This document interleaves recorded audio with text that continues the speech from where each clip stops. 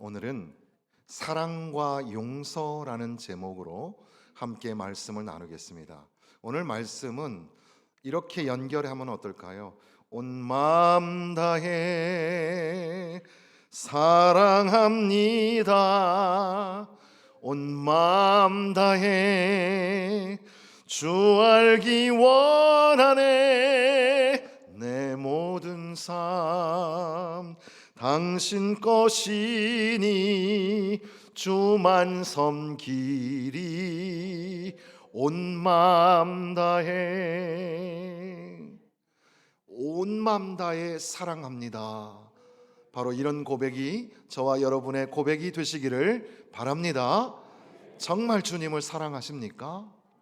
사실 이 본문의 말씀은 사랑과 용서에 관한 말씀이에요. 이 말씀은 이 향유를 부은 여인이 두 번 성경에 기록이 되는데 그 중에 한 장면이죠. 한 바리새인이, 시몬이라 하는 바리새인이 초청을 합니다. 예수님을. 예수님이 늘 그렇게 사람들하고 먹고 마시면서 교제하시는 것을 좋아하셨는데 거기에 이제 가서 이제 함께 식사를 하려고 하는데 거기에 이제 한 여인이, 근데 이 여인의 별명이 붙는 그 형용사가 죄를 지은 한 여자라 그랬습니다. 여기서 죄를 지었다는 얘기는 공공연하게 사람들이 다 알았다는 이야기거든요. 그러니까 그 어떤 학자는 과도하게 창기였을 것이다, 이렇게 해석을 하기도 합니다. 다 아는 거예요. 저 여인이 죄인인데 이렇게 생각을 하는 겁니다. 그런데 한 여자가 나타나서 그 향유를 담은 옥합을 가지고 와서 예수님 곁에 서서, 예수님 그 발 곁에 서서 울면서 눈물로 발을 적시고 자기 머리털로 닦고 그 발에 입을 맞추고 그 다음에 향유를 붓는 겁니다. 그 상황이 벌어졌을 때 다들 이게 뭐야 당황스럽기도 하고 놀라기도 하고 이상한 광경이 생긴 겁니다. 그런데 그때에 예수님을 청했던 바리새인이 그것을 보고 마음에 이르되, 그래서 마음이라는 단어도 우리가 한번 다시 연결을 해보려고 하는 겁니다. 마음에. 그리고 뒷부분에 가면 사람들이 저가 누구이기에 죄사함을 갖는다고 하느냐. 속으로라는 단어가 있어요. 속으로라는 말도 마음에라는 의미죠. 그래서 마음의 모양새가 어떤지, 그것이 우리의 헌신과 어떤 관계가 있는지, 그런 것들도 함께 살펴볼 수 있을 겁니다. 예수님께서는 그 속으로 마음에 불편해하는 바리새인 이 사람을 향하여서 내가 너한테 할 말이 있다 이러시면서 얘기를 하나 해주시는 거죠. 빚 빚진 사람 이야기입니다. 빚진 자가 둘이 있었는데 하나는 500데나리온이고 하나는 50데나리온. 그러니까 차이가 엄청나게 큰 겁니다. 그런데 그것을 이제 그 빚을 받을 사람이 탕감을 해 주었다, 둘 다. 그러면 탕감을 받은 이 빚진 자 입장에서는 어떤 사람이 그 탕감해 준 사람을 더 사랑하겠느냐 이렇게 묻는 겁니다. 그랬더니 당연하죠. 상식적으로 생각해 보면 빚을 많이 섰던 사람이 탕감을 받으면 좋지 않겠습니까? 그러니까 더 사랑한다고 하겠죠. 그랬을 때 예수님께서 네 판단이 옳다. 마찬가지로 그건 하나의 이야기지만 지금 너희 집에 들어왔을 때 너는 나에게 뭐 발을 씻겨주기는커녕 감람유도 붓지 않고 향유도 붓지 않고 그랬는데 지금 이 여인은 나에게 눈물을 쏟고 입을 맞추며 그 향유를 부었다. 그렇게 헌신을, 생각도 못한 더 큰 헌신을 그렇게 하는 이 여인은 죄 사함을 더 많이 받은 여인이라. 죄 사함을 받은 여인이 더 많이 사랑하고 죄 사함을 적게 받은 사람이 적게 사랑하느니라라는 알 것도 같고 모를 것도 같은 그런 말씀을 하시는 겁니다. 그리고 나서 이 초청했던 주인공은 사라지고 그 여인과 예수님과의 장면이 마지막으로 나오면서 내 죄 사함을 받았느니라. 그렇게 얘기할 때 사람들이 속으로 저가 누구에게 죄를 사하는가, 불편해한단 말이에요. 근데 예수님께서는 오히려 들리게 예수께서 여자에게 이르시되 내 믿음이 너를 구원하였으니 평안히 가라. 이렇게 말씀하시는 겁니다. 짧게 지금 얘기를 드렸습니다. 그런데 이 이야기 속에 여러 가지가 있겠지만 적어도 한 세 가지 정도를 함께 말씀을 드리고 싶습니다. 첫 번째 이야기는 우리의 이 환대와 환영에 문제가 있는 건 아닐까. 우리 가운데 좀 불편한 사람이 오거나 이상한 사람이 오면 어떻게 해야 합니까? 좀 뭐야? 이상한 사람이잖아. 아유, 우리 예배 망치겠네. 이렇게 생각이 드시나요? 그 유명한 소설 예수님이라는 누구실까라는 그 책이 그래서 베스트셀러가 됐는데 어떤 한 교회에 그 어떤 그 정말 노숙자 같은 사람이 들어와 가지고 결국 쓰러져서 죽거든요. 그것 때문에 그 목사님이 충격을 받고 그 성도들이 충격을 받아서 우리가 한 소자를 영접하는 것이 예수님을 영접하는 것과 같은데 그런데 그렇게 하지 못한 것에 대한 도전으로 정말 자기의 삶을 송두리째 바꾸는 변혁이 일어나는데 개인의 변화, 교회의 변화, 막 성령이 충만하게 역사하는 교회로 바뀌어가는 장면, 거기서 예수님이라면 어떻게 하실까 그걸 생각하는 아주 그 문장 자체가 이 세상을 향하여 아주 큰 도전을 주었던 소설이었거든요. 오늘 우리는 우리의 마음속에 좀 불편한 사람이 오면 많이 힘들어하죠. 그렇지 않으세요? 오죽하면 새가족들이 오면 새가족들에게 당부를 해요. 여러분, 우리 에게 잘 오셨는데 그분들도 심사숙고를 하고 오시더라고요. 교회 오실 때. 정말 교회를 수평 이동하는 것도 쉬운 게 아니에요. 정말 이 교회에 가보고 저 교회에 가보고 또 막 말씀도 들어보고 우리 교회 말씀이 좋아서 오셨대요. 고민 해가지고 오는 거예요. 그런데 오셨는데도 불구하고 부탁을 드리기를 혹시 우리 교회 성도들이 사랑이 좀 부족하거들랑 이 사람들도 사랑이 필요하구나. 사랑을 여기는 사랑이 없네 이러지 마시고 이분들 사랑이 필요하구나. 내가 사랑해줘야 되겠다. 그렇게 부탁을 드린대요. 어떻게 생각하세요? 물론 최근에 새가족 신방 받으신 가정에서는 저한테 그런 얘기를 하시더라고요. 목사님 말씀도 너무 좋고 매주마다 부흥회를 하는 것 같은데 그리고 또한 성도들이 너무 친절하게 잘해주셔서 너무 감사하고 행복하다. 정말 교회 문제 때문에 서울 올라와서 굉장히 어려운 시간을 가졌는데 이제 정말 행복하게 요즘에 신앙생활 하게 되어서 너무 감사하다. 그래서 속으로 우리 교회 성도들 이 새가족 환영하는 수준이 이제 많이 좀 높아졌나 보다 이렇게 생각을 해요. 여러분들은 어떻게 생각하십니까? 좀 나아지셨어요? 그럼에도 불구하고 뭔가 이렇게 딱 얹힌 것처럼 가슴에서 안 내려가는 게 하나 있어요. 우리는 우리 안에 불편한 사람들을 가만히 놔두질 않죠. 그래서 하여튼 어떻게든지 말을 하고 뭐 하지 않아도 될 말들을 하고 눈짓을 하고 불편해하고 근데 문제는 속으로 그러는 거예요. 속으로 불편한 속을 가지고 있는 거죠. 그런데 예수님께서는 이 여인이 죄인인 걸 아셨을까요? 몰랐을까요? 당연히 아셨겠죠. 근데 사람들은 어떻게 생각했어요? 아이고, 저 여자가 어떤 여자인지 알았으면 저 예수님이 저러지 않으셨을 텐데. 그 잔치를 베푼 식탁을 베푼 주인마저도 불편해하는 상황이었어요.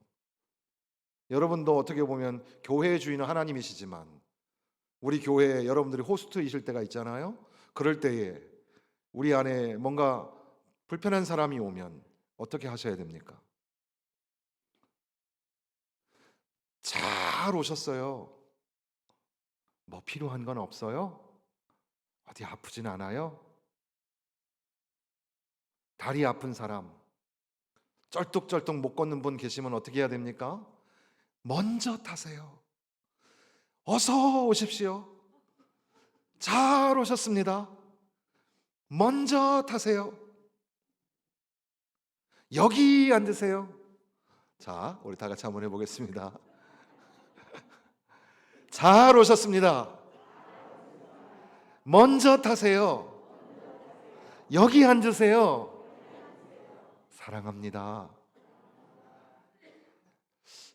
그런데 혹시 우리가 여기에 이 상황처럼 말이에요, 좀 불편한 상황이 생겨서 아유, 저 여인이 왜 여기 와가지고 분위기 망치고 그래? 갑자기 지난주부터 이번 주 사이에 감기가 쫙 돌기 시작하고 있어요. 아시죠? 그래서 사실 마스크 벗어도 되는데 여러분 불편하시면 마스크 잠깐씩 벗으셔도 돼요. 그런데 이게 연발적으로 여러분들 감기 환자들이 많죠. 지금 기침하는 분 많죠. 교회에 와 보니까 싹 모아놓아 보니까 콜록콜록 소리가 나요. 그러면 콜록콜록 소리 나면은 어떻게 하세요? 아유, 설교에 집중 안 되게 왜 그러신디야 하지 말고 어떻게 해야 됩니까? 아, 얼마나 힘드실까? 얼마나 힘드실까? 목이 얼마나 힘드신지. 자, 지금 감기 걸린 분들 살짝 손 한번 들어볼래요? 자, 다 여러분들 다 있는데 이렇게 하는 거 속으로 그래요, 나 힘들어요. 힘든데도 예배 시간에 앉아 있잖아요. 너무 감사해요. 얼마나 아플까? 아유, 왜 그래? 저 사람 왜 저래? 그러지 말고 따라해 보세요. 얼마나 아프실까? 얼마나 힘드실까? 왜 장애인이 지하철에서 데모를 할까요? 시민들의 발목을 잡으면서 그렇게 하는 게 정말 옳은 방법일까에 대해서는 좀 고민을 해야지 돼요. 그분들도 다 그 방법이 옳은 건 아니에요. 그런데 그럼에도 불구하고 한번 생각해 봐야 돼요. 왜 그럴까? 여러분, 세상에 장애인이 얼마나 많은지 아세요? 그런데 왜 우리 교회는 장애인이 이렇게 적을까요? 우리는 환영하지 않는 거예요. 장애인들이 다닐 수 있는 곳이 별로 없어요. 다 계단으로 돼 있잖아요. 휠체어가 어디로 다니겠어요?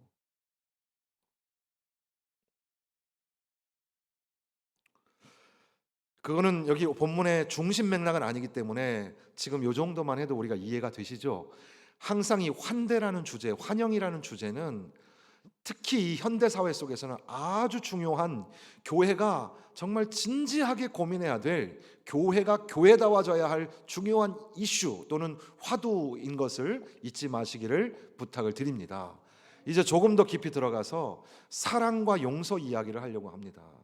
지금 여기에 나오는 말씀이 헬라어의 번역이 두 가지로 번역이 될 수가 있어요. 이 47절 말씀이 내가 내게 말하노니 그의 많은 죄가 사하여졌도다. 이는 그의 사랑함이 많음이라. 사함을 받은 일이 적은 자는 적게 사랑하느니라. 이렇게 되어 있는데 이 말씀이 내가 너에게 말하는데 그러므로 그녀의 많은 죄들이 사하여졌다. 왜냐하면 그녀가 많이 사랑했기 때문이다. 이렇게 번역도 가능하고, 또 두 번째 번역은 그러므로 내가 너에게 말한다. 그녀의 많은 죄들이 사하여졌다. 그 때문에 그녀가 많이 사랑한다. 근데 많은 신학자들은 이 두 번째 번역이 앞뒤 맥락하고도 맞고 이 여기에 있는 내용 스토리하고도 맞는다고 생각을 합니다. 무슨 얘기냐 하면 사랑을 열심히 하니까, 주님을 사랑한다고 온 마음 다해 사랑한다고 하니까 주님이 아이고 너 나 사랑하는구나, 그래서 용서하여 주신 게 아니라 죄 사함을 받았기 때문에 그 죄 사함의 은혜가 너무 커서, 그래서 주님 앞에 나아가서 자기의 헌신과 사랑을 보여드린다는 겁니다. 자기가 가진 향유를 부으면서 자기의 마음을 다 쏟으면서 온 마음을 다해서 전심으로 사랑합니다. 사랑합니다. 그렇게 고백하는 겁니다.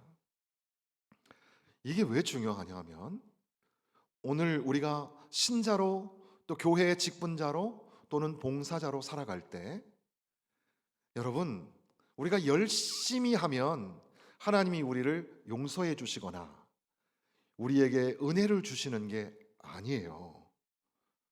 오히려 반대로 하나님이 우리를 용서하여 주셨고 하나님이 우리를 사랑하여 주셨잖아요. 십자가에서 피를 쏟아 주심으로 우리가 살게 되었습니다. 그 죄사함의 은혜를 입었기 때문에 이제 나는 주님을 온 마음 다해서 사랑하게 된 겁니다. 그 값비싼 향유를 깨어서 쏟아 부어서 주님 앞에 드리는, 그렇게 온 마음과 정성을 다하여 헌신하는 것은 무엇 때문이냐면 예수 그리스도의 그 은혜, 그분의 사랑 때문에 내가 이제 죄사함을 받았기 때문에 그 죄사함의 은혜의 발로로 내가 헌신하고 사랑하게 되었다는 사실입니다. 여러분 직분자가 되셨잖아요. 하나님께서 우리를 목사와 장로로, 우리를 권사와 집사로 세워주셨잖아요. 이건 우리가 그동안 믿음 생활 잘했기 때문에 주시는 게 아니에요. 오히려 죄사함의 은혜를 받은 성도들이 주여 몸밖에 드릴 것 없사오니 이 몸 주님께 바칩니다. 하나님 앞에 헌신을 하기 때문에 그 헌신의 발현으로 우리가 직분자가 되는 거예요. 새로 직분자를 뽑는 것도 마찬가지예요. 뭐 누가 뽑히고 안 뽑히고 등등 고민거리가 많이 되시는데 은혜로운 교회는 뭐 많이 뽑아주면 되겠죠. 그런데 그런 일을 할 때 다 뽑아줬는데도 불구하고 자기가 잘나서 된 줄 착각하고 있으면 안 돼요. 다 주님의 은혜, 하나님이 나를 죄사함하여 주시고 죄를 사하여 주시고 나를 천국 백성 삼아 주셨어요. 이 못난 인간, 이 벌레 같은 인생을 하나님이 살려주셔서 그래서 나에게 집사도 주시고 권사도 주시고 장로의 기회도 주신대요. 그럼 어떻게 해요? 주님 사모하는 마음을 갖습니다. 주님을 향하여 온 마음 다해 사랑하기 위해서 직분 허락하여 주시면 순종하고 감당하겠습니다. 여러분, 여기 교회는 학교죠. 말씀을 배우는 곳이기 때문에 학교예요. 교회는 병을 고칠 수 있기 때문에 병원이기도 합니다. 그러나 교회는 여러 가지 사회 사업도 하고 등등 할 수 있는 그 기능을 가졌지만 교회의 가장 중요한 기능은 예배거든요. 예배. 그러니까 예배가 아닌 것은 좀 신경을 좀 놓으세요. 예배를 빠지지 마세요. 예배만큼 중요한 건 없어요. 모이면 예배, 나가면 전도. 모이면 예배, 나가면 선교예요. 선교하는 교회가 살아있는 교회고 예배하는 교회가 살아있는 교회예요. 회의하는 교회가 살아있는 교회가 아니에요. 여러분들 푸념 들어주는 시간이 아니에요. 교회는 사회사업하는 교회가 아니에요. 교회는 무슨 좋은 프로그램 갖다 놓는 데가 교회가 아니라 교회는 순전하게 옥합을 깨트리는 예배가 필요한 곳이에요. 예배가 살아야죠. 근데 이 예배가 우리가 무슨 공들여가지고 예배를 드리는, 불교나 타종교의 예배는 인간이 공드리는 예배예요. 그런데 우리의 예배는 그런 게 아니에요. 하나님이 나를 용서하여 주시고 하나님이 나를 살려주셨기 때문에 죄사함의 은혜가 너무 커서 주님 사랑합니다. 주님 사랑합니다. 온 마음 다해 주님 사랑합니다. 이러한 신앙 고백이 예배예요. 예배가 도대체 뭔지 모르면서 자꾸 예배 논쟁을 하시는 분들이 있는데 예배는 주님을 향하여 드리는 시간이에요. 우리가 뭐가 있어서 주님한테 드릴 수 있어요? 여러분 얼마나 부자예요? 얼마나 능력이 되세요? 하나님 앞에 뭐 드릴 수 있겠어요? 아니에요. 그저 하나님은 나의 창조자, 하나님은 나의 구원자, 나는 아무 공로가 없지만 나를 살려주시고 나를 구원하여 주셔서 너무 감사합니다. 하나님 오직 내 목소리를 높여서 오직 내 온몸을 전율로 띄워서 하나님을 찬양하고 하나님 앞에 영광을 돌립니다. 내 삶의 자리에 가서도 삶의 예배를 드릴 때도 하나님 기회를 얻든지 못 얻든지 생명의 복음을 전하고 그곳에서 삶의 제사를 드리고 예배를 드리며 살겠습니다. 그러니까 여러분들이 실력이 있어서 그래서 구역장이 된 게 아니고 교사가 된 게 아니에요. 여러분이 회장단이 된 것도 아니고 여러분들이 무슨 뭐 대단한 실력을 가지고 있기 때문에 그런 게 아니에요. 한번 돌아보세요. 전적인 하나님의 은혜예요.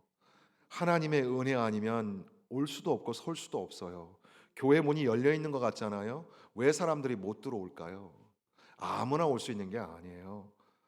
하나님의 은혜로 이 자리까지 나왔어요. 하나님의 재단까지 나왔어요. 여러분 중에는 마음이 아파가지고 병이 든 분들도 계세요. 저는 지금 그걸 구체적으로 얘기하지 않지만 예배 드리는 가운데, 찬양하는 가운데, 말씀 듣는 가운데 그 병이 확 깨졌으면 좋겠어요. 회복되시고 일어나세요. 툴툴 털고 일어나시기를 바랍니다. 예수의 이름으로 일어나라, 걸어라. 그는 걸었네, 뛰었네, 찬양했네 했잖아요. 예수의 이름으로 걷는 역사 일어나고 예배가 예배되고. 교회쟁이 되지 마세요. 교회를 자꾸 이용해 먹지 마세요. 하나님 앞에 예배하고 하나님을 찬양하는데 온 마음을 다 쏟으세요. 이건 이제 자연적으로 세 번째 우리가 생각할, 어떻게 보면 제가 몇 주 전에 이 본문들을 생각하면서 정하게 된 그 처음의 마음은 이 마음이라는 단어를 함께 나누고 싶었습니다. 그래서 이제 어떤 그 영국에 있는 어떤 교회에 제가 설교를 자주 듣는 교회가 있어요. 거기에 설교를 들어보니까 The Heart and the Start라는 제목을 가지고 이제 이 말씀을 하는데, 이 말씀을 듣는데 제가 물론 영어로 들었으니까 제 맘대로 해석을 했으니까 그게 다 맞는 건지는 모르겠어요. 근데 제가 이렇게 말씀을 읽으면서 여기에 마음이 있구나. 마음이 있더라고요. 어떤 마음이 있냐 하면 주님의 마음, 그리고 여기 이 초청한 바리새인 그 시몬의 마음이 있고, 그리고 이 여인의 마음과 사람들의 마음이 있더라는 거예요. 우리는 다 마음으로 살아가는 존재. 마음이 너무너무 소중하고 중요한데 이 마음이라는 게 오전에 들은 말씀처럼 항상 올곧게 바르게 되어 있지를 않아요. 삐뚤어지기가 쉬워요. 실망하기가 쉽고 절망이 찾아오기도 해요. 시험이 잘 드는 게 이 마음이에요. 그런데 여기 보니까 바리새인이 예수님 앞에 그 향유를 부은 여인을 볼 때 불편한 마음이 들었어요. 아이고, 저 죄인인 여자가 와서 저렇게 하네. 예수님 아주 그냥 훌륭하신 그 예언자라고 들었는데, 랍비라고 들었는데 저런 것도 모르시나? 의심도 생기고 불편한 마음이 들었어요. 여러분은 신앙생활 하면서 하나님 앞에 불편한 마음 드신 적 없으세요? 한번 양심에 손을 얹고, 사실 우리 양심이라는 것도 화인 맞아서 별로 이게 기능을 발휘 못할 때가 있지만 한번 생각해 보면 하나님 살아 계신 걸까? 저 목사님 말씀 맞는 걸까?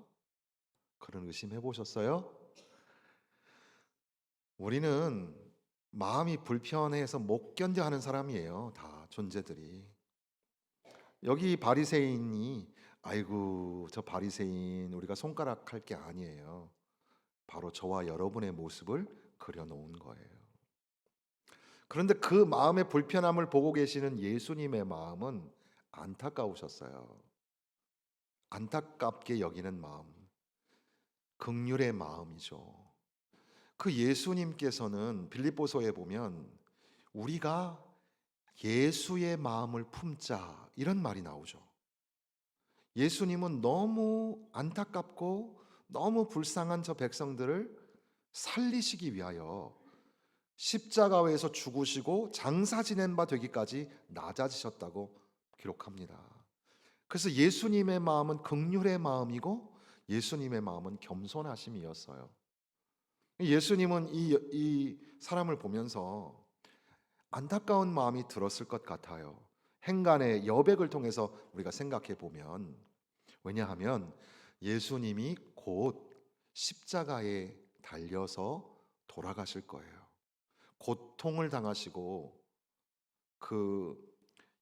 우리가 이제 고난 주간이 다가오는데, 이 크러시파이드 십자가 처형에 대해서 다시 한번 제가 보니까, 그때 당시에 사람들이, 죄인들이 이 못이 박혀가지고 못이 발에 박히는데 발목 뼈하고 발 뒤꿈치로 막 못이 들어가면 사람이 막 기절을 하는 거예요. 순간적으로 너무 고통스러우니까. 우리가 너무 낭만적으로 추상적으로 생각할 수 없는 게 십자가 아닙니까? 바로 그 십자가를 지셔야 되는 주님의 마음은 사실은 초청해 준 사람 고맙잖아요. 그 사람 축복해 주고 그 사람에게 생명의 복음을 전해 주어야 될 텐데, 그런데 이 사람이 불편한 마음을 가지고 있으니 예수님께서는 긍휼하신 마음으로 그에게 이야기 하나를 해주는 겁니다. 가만히 보면 학자들은 이제 카메라가 이동하듯이 말이에요. 학자들은 여기 있는 이 이야기를 어떻게 설명하기도 하냐면, 처음에는 이 바리새인 시몬이 주인공처럼 보이는 거예요.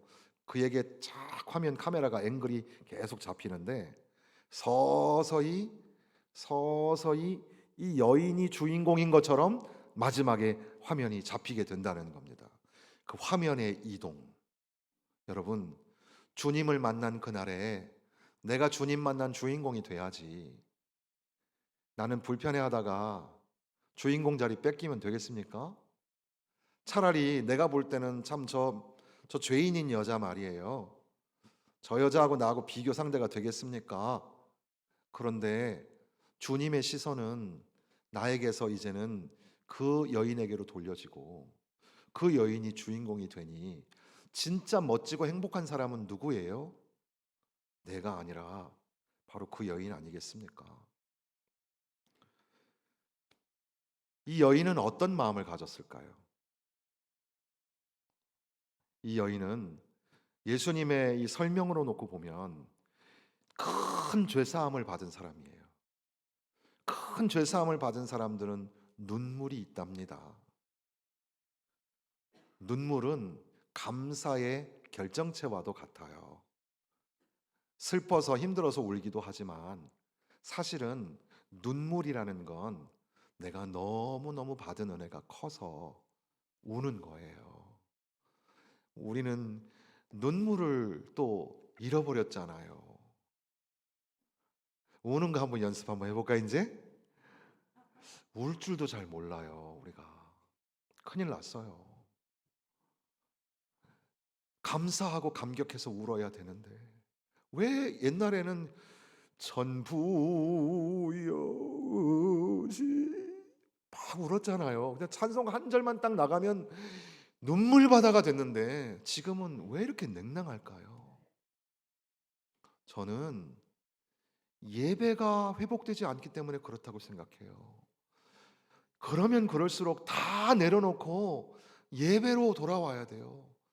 예배에 구경꾼으로 앉아 계시지 말고 내가 막 간절한 마음으로 가슴을 치면서 기도하고 하나님 앞에 손을 높이 올려서 찬양하고, 성령님 운행하여 주옵소서, 내 가슴에 우리 기도하신 집사님처럼 주의 날선검과 같이 예리하신 주의 말씀이 나를 쪼개고 수술하셔서 하나님 정말 여기서 그 소가 번제가 되어가지고 각이 다 떠져가지고 막 소 내장이 다 드러나고 막 불이 타는 것처럼 그런 예배를 드리게 하여 주옵소서. 근데 우리는 눈물이 메말랐어요. 그건 무슨 말이에요? 죄사함의 은혜를 잃어버렸다는 뜻이죠. 우리를 용서하여 주신 것, 그게 너무 크고 놀라운 일인데, 예전에 제가 한번 도전에 말씀드린 것처럼 정말 놀라우십니까? 이거 우리 말씀 들은 적 있죠? 어메이징 그레이스라고 하는데 정말 어메이징 그레이스 맞아요? 그걸 우리가 함께 나눴잖아요. 이 여인은 눈물로, 그리고 머리로 그 눈물로 예수님의 발을 닦고 입을 맞추고, 이 둘로스, 이 노예가 있는데, 종이라는 단어가 있는데, 고대 그리스하고 거기서 쓰는 둘로스하고 이 로마 제국 시대의 둘로스하고 조금 의미는 달라요. 근데 헬라어가 똑같다 보니까 목사님들 중에도 헬라어를 깊이 연구하지 않으면 잘 알 수 없는 것들 중에 이 둘로스 같은 게 있는데, 이미 예수님 당시에는 로마 제국 상태에 있으니까 로마 제국에서는 노예가 있었어요. 그 노예가 인간 취급을 받지 못하는 거죠. 그게 또 희한한 게, 전쟁을 많이 하잖아요. 그러면 포로가 많이 잡히면 노예 값이 싸져요. 근데 만약에 그렇게 전쟁을 못 하거나 전쟁에 지거나 하면 노예가 희귀해지니까, 그러면 노예가 좀 값이 비싸져요. 근데 어쨌든 사람 취급을 받지 못하면서 노예로 있는 거예요. 그 노예들이, 종들이 하는 게 뭐냐 하면, 그 사람이 오면은 주인 발을 씻겨주고, 그리고 그 허드렛 일을 하고 그런 일을 했단 말이에요. 이 여인은 자기가 친히 주님의 노예가 돼서, 주님의 종이 돼서 거기에 엎드려졌어요. 이 바리새인도, 그리고 거기에 모인 무리들도 예수가 누구신 줄 알았다면, 그들이 간접적으로 고백을 하잖아요. 이걸 누가라는 저자가 유심히 보는 거예요. 사람들이 뭐라 그래요? 저가 누구이기에 죄 사함을 하느냐. 저가 누구이기에라는 말이 아주 중요하죠.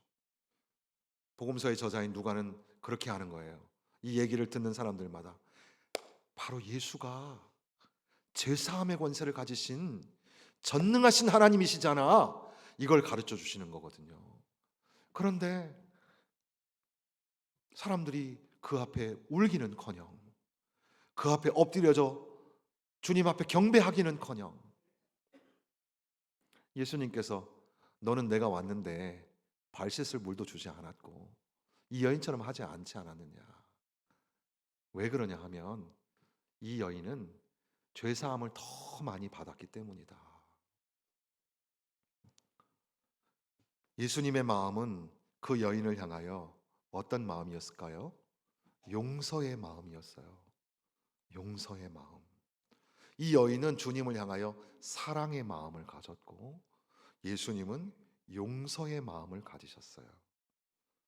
오늘도 저와 여러분을 향하여 주님께서는 내가 너를 사랑하였고, 내가 너를 선택하였고, 내가 널 위해서 십자가에서 피 흘려 죽었다.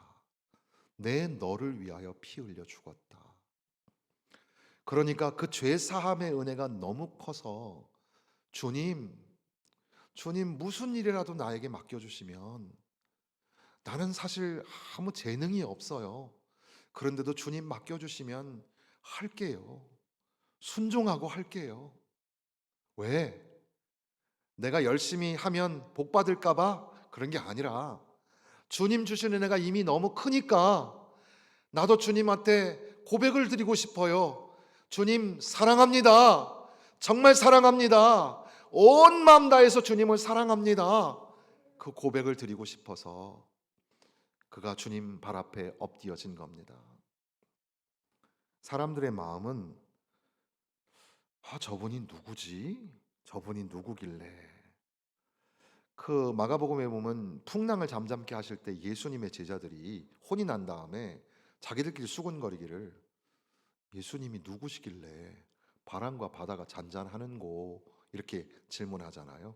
그런 형태의 이야기를 복음서 저자들이 하는 이유는, 바로 그분이 바람과 바다를 잔잔하게 하시는 예수가 메시아이시고, 바로 이 여인의 죄를 용서하여 주시고 따라 내 믿음이 너를 구원하였도다 평안히 가라 하실 때, 바로 그분이 전능하신 하나님이시고 구원자이심을 선포하는 겁니다. 마칠 시간이 됐습니다. 이 여인이 주님의 말씀, 마지막 말씀을 듣고 돌아갑니다. 딸아, 내 믿음이 너를 구원하였다. 그리고 평안히 가라. 이 평안히 가라라는 말이 얼마나 좋아요. 권사님들, 마음이 아프고 힘들고 어려운 중에 한 주간 지내시고 오늘 오신 분들 계십니까? 오늘 주님께서 예배 마치고 돌아가시는데, 사랑하는 딸아 평안히 가라 말씀하시는 줄로 믿습니다. 우리 장로님들, 집사님들, 남성 성도들도 마찬가지예요. 한 주간 여러 가지 모양으로 또 한평생 열심히 수고하고 살았는데 이렇게 이른 새벽부터 오후까지 하나님 전에 나와서 열심히 살았습니다. 남들한테 말하지 못했지만 내 안에 근심, 걱정, 염려가 있어요.